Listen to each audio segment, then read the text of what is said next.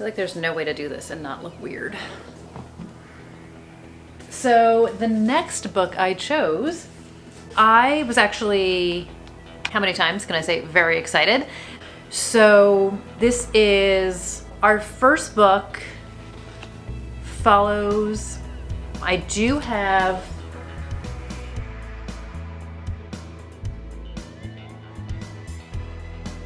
hi everybody, it's Audrey and welcome back to Chapter and Converse and welcome to a book haul video. So this is probably, I don't know, a month or so worth of books that I have picked up. I have slowed my roll a little bit, I'm kind of happy to say. I feel like I've been more selective. I've actively been trying to be more selective in what I've picked up, and I'm still trying to deal with the unhaul and all the things and all of that, but stop it with the excuses, stop it with the blabber. Let's take a look at the books that I have picked up recently. So the first book I want to talk about, I feel like will surprise nobody, especially if you guys follow me on Instagram, and it's The Housemaid's Secret by Frida McFadden. And if you don't follow me on Instagram, I'd love to have you, so swing on by. But I read The Housemaid last month, and I read The Housemaid in January, and I loved it. So when I picked up that book, I knew that there was a sequel coming. The Housemaid had all sorts of hype around it. I did not get on the hype train fast enough, but when I read it, I obsessively loved it. I was totally there for it, 5 stars. I thought it was absolutely amazing, and I was so excited that I only had to wait a matter of weeks to pick up The Housemaid's Secret. So I haven't read it yet, but it is on my non-TBR TBR to be read in the nearer future. So in this one, it says the perfect home has one rule: don't look behind closed doors. So in The Housemaid, we meet Millie, who is hired as a housemaid for the super rich family out on Long Island, and things go down. And in this book, Millie's story continues. So I'm not gonna read the back of it to you guys because I've said it before and I'll say it again. That's just rude if you hadn't read the first book yet. But I really enjoyed The Housemaid. So I feel like it had such a great dynamic with Millie and with the characters in that book. I loved the dark and twistedness of everybody in that book. We had multiple timelines in that book. We had multiple POVs, and I just thought it was so well done and just such a compulsive read. So I'm very excited to see where Frida McFadden takes us in book number 2. Very excited. Very excited. So the next book I picked up is The Reunion, and this is by Samantha Hayes. So she also wrote Date Night, which I purchased, I guess at the end of the year maybe, when I heard about it from Kate on the Killing the Tea podcast. But I was also watching a Jennifer Hillier live event last month, and somebody asked the question like, hey, what other authors would you recommend? And Samantha Hayes is one of the names that she had talked about. So I was like, okay, I haven't read the first book yet, but what else has Samantha Hayes written? As I have to buy it. So this one says, they were all there the day your sister went missing. Who was lying and who was next? So you guys know, if you've been around my channel for a minute, I love any kind of reunion, past and present mysteries. I love dark and messed up things in the past, and I love when they kind of bubble up in the present. So in this one, it says, then, in charge of her little sister at the beach, Claire allowed Eleanor to walk to the shop alone to buy an ice cream. Placing a coin in her hand, Claire told her to be quick, knowing how much she wanted the freedom. Eleanor never came back. Now, the time has finally come to sell the family farm, and Claire is organizing a reunion of her dearest friends, the same friends who were present the day her sister went missing. When another girl disappears, long-buried secrets begin to surface. One of the group hides the darkest secrets of them all. So I'm very excited for this, and I'm very excited for Date Night too, which I've heard just great things about. But I find like there's so many great ways to get good book recommendations, but when an author that I love recommends an author that has not been on my radar or I haven't read from yet, I instantly am like, there's some sort of a connection line there and I need to know what it is. So I picked this up. Stay tuned. I don't know if anybody has read Samantha Hayes. If so, let me know. The next one is totally random, you guys. This was, I was browsing on Book Depository. This is probably on the homepage. This is called 12 Secrets by Robert Gold. So the second book, this is a series, is my understanding. So the second book came out, it's 11 something. I'll pop it up for you guys. I will do the research. So this one says, a small town, a shocking crime. I'm fairly certain the fact that Sherry LaPena, Lee Child, Karen Slaughter, and Lisa Jewell all blurbed this was part of the reason why I picked up this book. And the whole back of it is like a whole bunch of people blurbing how great this book is. I've never heard of him before. I had never heard of this book before. So of course I just took the plunge, and I also thought it was beautiful. And I bought it. Haven't read it yet. I haven't read any of these yet, I don't think. I don't think I've read any of these yet. So Ben Harper's life changed forever the day his older brother Nick was murdered by 2 classmates. It was a crime that shocked the nation and catapulted Ben's family and their idyllic hometown Hadley into the spotlight. 20 years on, Ben is one of the best investigative journalists in the country and settled back in Hadley, thanks to the support of its close-knit community. But then a fresh murder case shines new light on his brother's death and throws suspicion on those closest to him. Ben is about to discover that in Hadley, no one is as they seem, everyone has something to hide, and someone will do anything to keep the truth buried. This is low-key my favorite kind of a book. Again, past and present mysteries, not quite the reunion, but we definitely have a group of people who were involved in the past and they're there in the present. And I love an investigative journalist angle. I've said it before, I'll say it again. I was a journalism major when I was in college. A investigative journalist was not, I'm not built for that, but I'm fascinated by it the same way I'm fascinated by like true crime podcasters. So I'm really excited for this book. Again, I'd never heard of it before, but when I read about it, I just was so intrigued, and so I bought it. Has anybody read this one? I feel like this is going to be a little bit of a random book haul of things that I chose. So the next book I chose, I have talked to you guys about the Penguin Rewards program before. So again, I will link their website. That is not sponsored, but basically anytime you buy a book in the umbrella of Penguin, you earn points, and when you have a certain number of points, you can redeem it for any book on their website up to, I want to say like a $30 value. So I picked up Bret Easton Ellis's The Shards. When I tell you guys this book is heavy, like I feel like I could do a workout with this book. This is like a 600-page book. I have not read Bret Easton Ellis before. I have seen American Psycho. I have seen Less Than Zero. I have seen Rules of Attraction. I have not read his books yet, but Gare from Gare Indeed Reads and from the Killing the Tea podcast was raving about this book. I had seen some things about it. I was definitely interested in it. We get the 80s, we get a serial killer, and I think we get a bit of a self-insert because the main character in this book is named Brett. So 17-year-old Brett is a senior at the exclusive Buckley Prep School when a new student arrives with a mysterious past. Robert Mallory is bright, handsome, charismatic, and shielding a secret from Brett and his friends, even as Robert becomes part of their tightly knit circle. So Brett becomes obsessed with Robert and also is increasingly preoccupied with the Trawler, a serial killer on the loose who seems to be drawing even closer to Brett and his friends, taunting them, and Brett in particular, with grotesque threats and horrific, sharply local acts of violence. So this follows a group of privileged Los Angeles high school friends, a serial killer, all across the city, and I just heard so many great things about it. So I love the idea of throwing us back into the 80s again. I'm loving books that are taking us there, and whether authors are doing it intentionally, I think some are to avoid the panorama dynamic right now. But I also just love, I mean, Bret Easton Ellis, I feel like kind of lives in the 80s. So I'm just really excited about this. And again, I'm excited for my first book of his. I know he does not shy away from the things. And again, I have only watched his movies, but I definitely enjoy them. So I'm excited to give it a go. This is definitely going to be a mood, and I'm excited to be in the mood for this book. So let me know what you guys think. Let me know if you've read him, if you've read that. Let me know. And then the last book that I bought, before we get into some books that were gifted to me from publishers and such, is I 1000% fell for the hype train, and I picked up Spare by Prince Harry, and I haven't read it yet. I totally pre-ordered this when all the swirl was happening, and I had to know, and I've watched a bunch of interviews with him, and I've read some people's reviews on this, but I haven't been in the mood to nonfiction it lately, so I will read it. I'm definitely curious about it.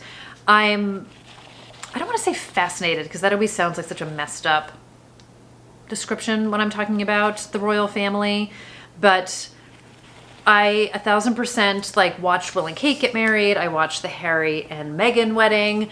I'm intrigued by the curtain being pulled back on things, and I'm not you know, I feel like I don't know what to think, but it does not sound like a fun way to grow up in so many ways. And I feel like Harry coming forward with a lot of things, and what you kept bottled up and what you kept down and what you didn't talk about. But I just can't imagine that degree of spotlight and pressure. And I know, like, you don't know any different, so you don't know what you don't know.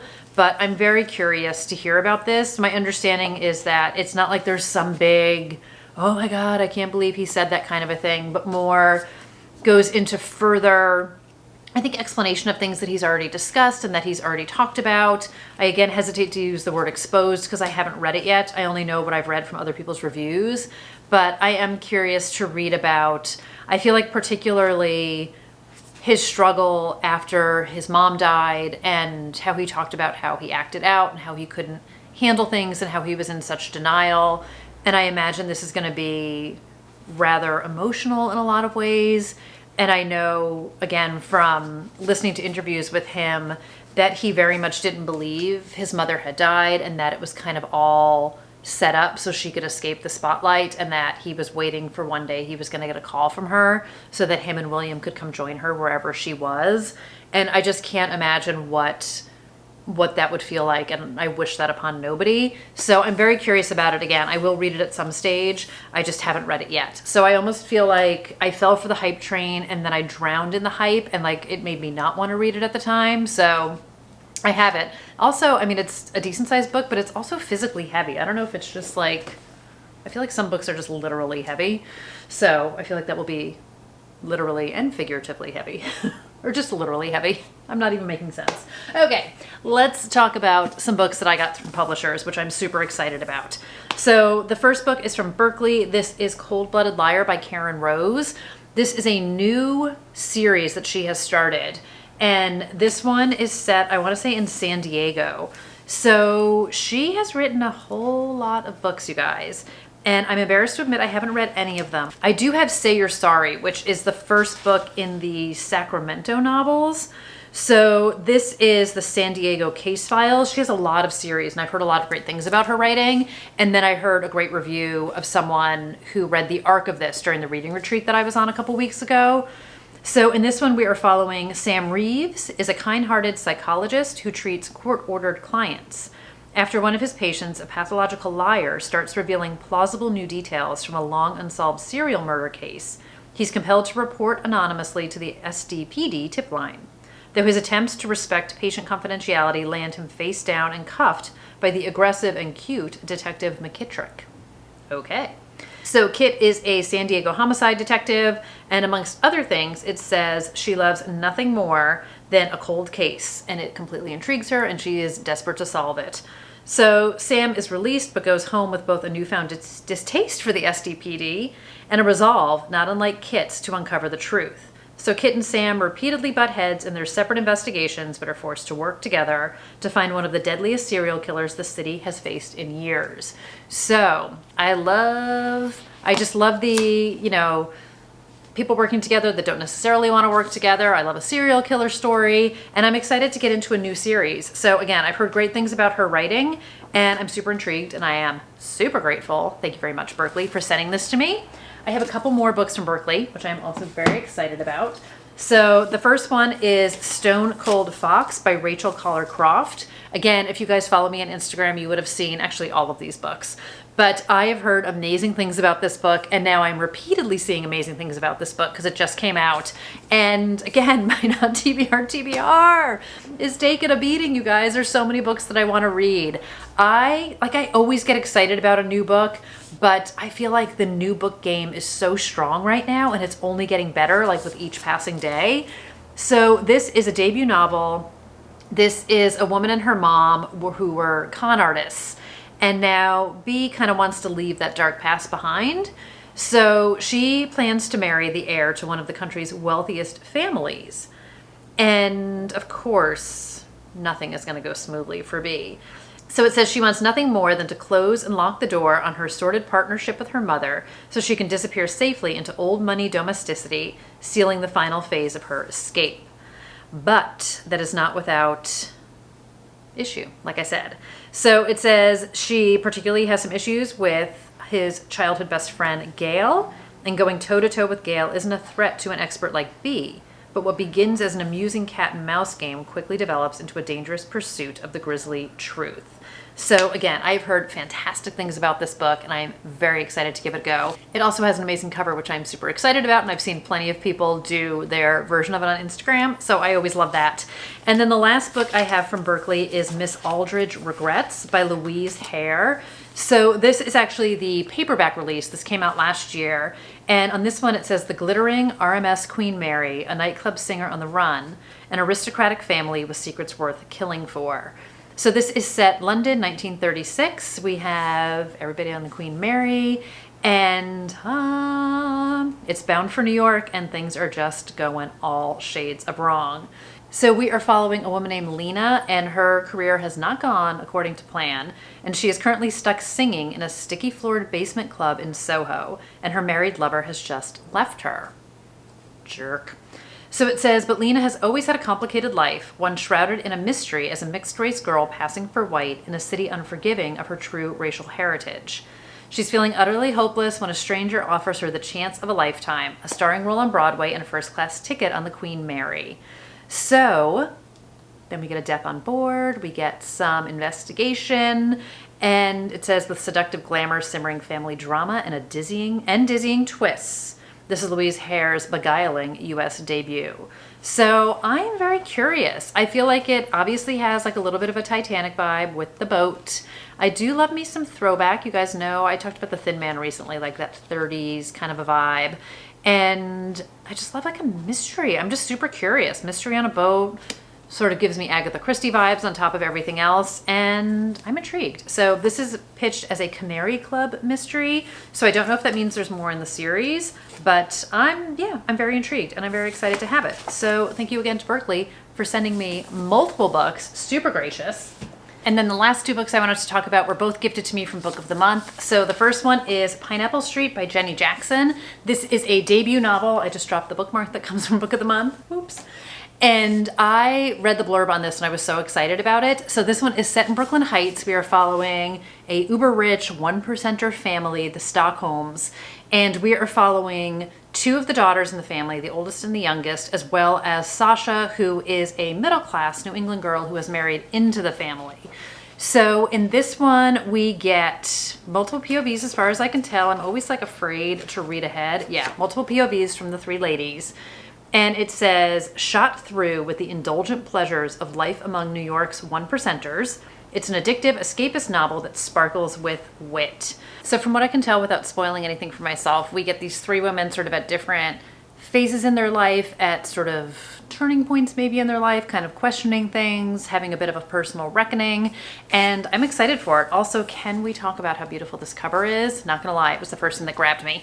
And then the second book that I got is The Soulmate by Sally Hepworth. So I have read a couple of Sally Hepworth books. I read The Good Sister and I read The Younger Wife, and then I have to read The Mother-in-Law, and I also have The Family Next Door. I really enjoy her writing. So this book follows a couple named Gabe and Pippa, and they have a cottage on a cliff. So the downside of the cottage on the cliff is these cliffs are a popular spot for people to come to end their lives. So over the past couple of months, Gabe has come to people's rescue, literally taking them off the ledge, until one day he doesn't. So when Pippa finds out that Gabe knew the victim, questions start to arise. Did she jump? Was she pushed? And would Gabe, the love of Pippa's life, her soulmate, lie to her? So one of my favorite things about a Sally Hepworth book is the dynamic between the characters, and I feel like she writes and draws such rich characters with some mystery on top. So she does not shy away from going dark, which of course makes me love her even more. So I'm very excited for this one, and I'm just super grateful, thank you again, to Book of the Month for sponsoring my video for February. So if you guys haven't seen my February part 1 wrap up yet, I talk more about these books in Book of the Month in that one, and I'm also super grateful for the gifted books from Book of the Month. So I'm excited to get into these. I'm excited for all of these books, you guys. I feel like I said, it was a little bit of a random month for me, but I've really been enjoying discovering new authors. So I know some of these are debut authors, some of them are just new to me, and I'm just having a really fun time.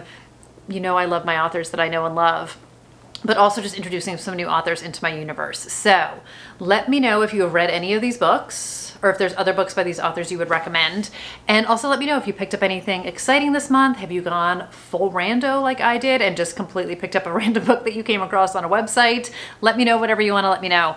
But I will see you guys in another video. Thank you so much for being here today. If you're new here, thanks for finding me. Thanks for sticking around. And I will see you guys in another video very soon. So I have a bunch of ideas. I've got things popping, and they're going to pop your way in a bit. So until the popping, I don't know why I'm saying these things. Thank you guys so much, and I will talk to you really soon. Have a good day, everybody. Bye.